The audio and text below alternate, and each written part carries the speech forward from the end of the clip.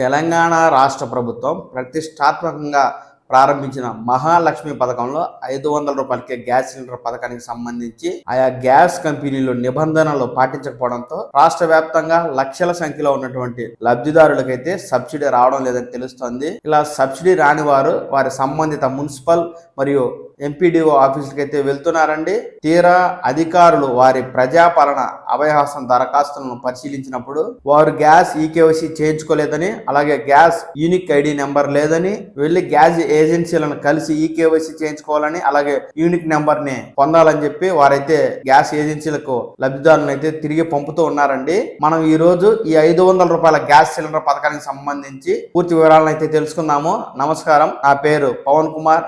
Welcome to Pavan talks Telugu channel. Andhra Pradesh అయినా తెలంగాణ అయినా ప్రభుత్వ పథకాలకు సంబంధించి కేంద్ర రాష్ట్ర ప్రభుత్వాల ఉద్యోగ సమాచారం గురించి ఎప్పటికప్పుడు తాజా సమాచారాన్ని అయితే నేను మీకు తెలియజేస్తుంటానండి. ఈ సమాచారం మీకు కావాలి అని అనుకుంటే ఈ పవన్ టాక్స్ తెలుగు ఛానల్ ని లైక్ చేయండి, షేర్ చేయండి, అలాగే గంట సింబల్ పై క్లిక్ చేసి ఈ పవన్ టాక్స్ తెలుగు ఛానల్ అయితే సబ్స్క్రైబ్ చేసుకోండి.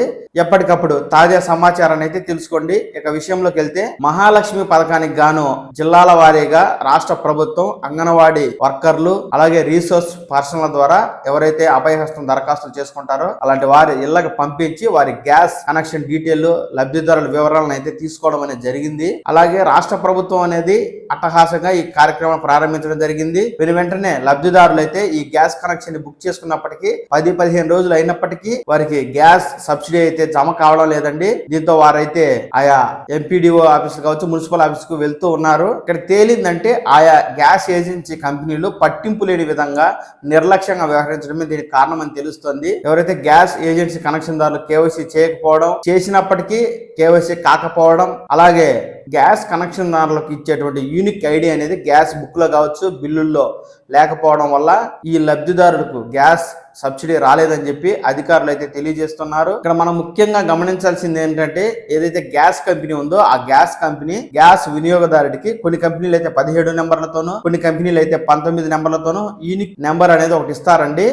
ఈ యూనిక్ నెంబర్ అనేది గ్యాస్ రిసిప్ట్ మీద అయితే ఉంటుంది. యూనిక్ నెంబర్ అని అయితే 20 ఏళ్ల క్రితం 30 ఏళ్ల క్రితం గ్యాస్ కనెక్షన్ పొందిన వారికి ఆ రిసిప్ట్ మీద యూనిక్ నెంబర్ కాకుండా వారి మొబైల్ నెంబర్ అయితే వస్తూ ఉంది. ఇదైతే పూర్తిగా గ్యాస్ కంపెనీల యొక్క నిర్లక్ష్యమే అని చెప్పి అధికారులు అయితే తెలియజేస్తున్నారు. ఈ మహాలక్ష్మి పథకాన్ని ప్రభుత్వం ప్రకటించి ప్రారంభించబోయే ముందు ఏవైతే గ్యాస్ ఏజెన్సీల చుట్టూ అయితే లబ్ధిదారులు పెద్ద ఎత్తున ఈకేవైసీ కోసం గుమ్ముకోవడంతో ఎవరు ఏజెన్సీల వద్దకు రావద్దని తామే డెలివరీ బాయ్లను పంపించి ఈకేవైసీ చేయించుకుంటామని చెప్పి గ్యాస్ కంపెనీలు చెప్పినప్పటికీ ఆ ప్రక్రియ అయితే ప్రారంభం కాలేదు.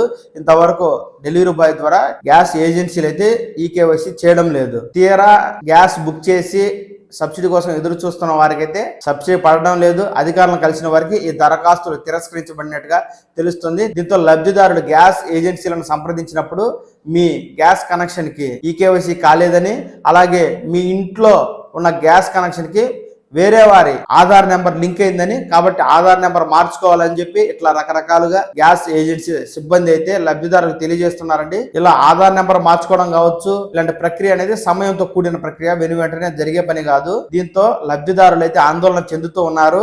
గ్యాస్ ఏజెన్సీల తప్పిదాలు కొన్ని అయితే ఎవరైతే అంగన్వాడీ వర్కర్ల ద్వారా ఈ లబ్ధిదారులు ఎంపిక చేసేటప్పుడు డేటా ఎంట్రీ తప్పు చేయడం ఒక కారణం అయితే, ఈకేవైసీ చేయించుకోకపోవడం మరొక కారణం, అలాగే గ్యాస్ ఏజెన్సీలు యూనిక్ నెంబర్ ని ఆ గ్యాస్ రిసిప్ట్ మీద ఇవ్వాల్సి ఉంటుంది, అది ఇవ్వకపోవడం మరో కారణం. ఇలా వెరసి అనేక రకాల కారణాలతో రాష్ట్ర వ్యాప్తంగా లక్షలాది మంది మహాలక్ష్మి పథకానికి సంబంధించి గ్యాస్ బుక్ చేసుకున్నప్పటికీ వారికి సబ్సిడీ రావడం లేదండి.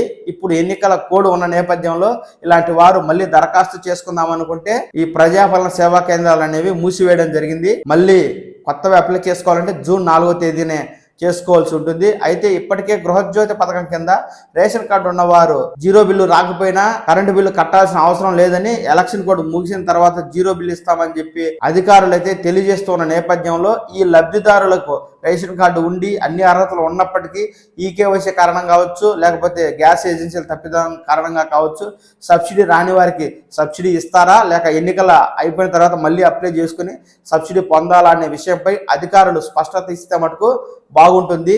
ఎందుకంటే ఈ మహాలక్ష్మి పథకానికి ఎంతగానో ఆశగా ఎదురు చూసి సబ్సిడీ వస్తుంది అని ఆశించిన వారికి అయితే నిరాశ ఎదురవుతుంది. మరి ఇన్ని గ్యాస్ ఏజెన్సీలు తప్పిదాలు కావచ్చు, కేవైసీ లేకపోయినప్పటికీ గతంలో మరి కేంద్ర ప్రభుత్వం ఇచ్చే సబ్సిడీ ఏ విధంగా జమ అవుతుందో ఇప్పుడే ఈ సమస్య వచ్చిందా, ఈ రాష్ట్ర ప్రభుత్వ పథకానికి ఈ సమస్య వచ్చిందా, లేక కేంద్ర ప్రభుత్వం అమలు చేసిన సబ్సిడీ అయితే గతంలో వచ్చేది కదా, మరి ఎందుకు రావడం లేదు అనేది అయితే అర్థం కావడం లేదు.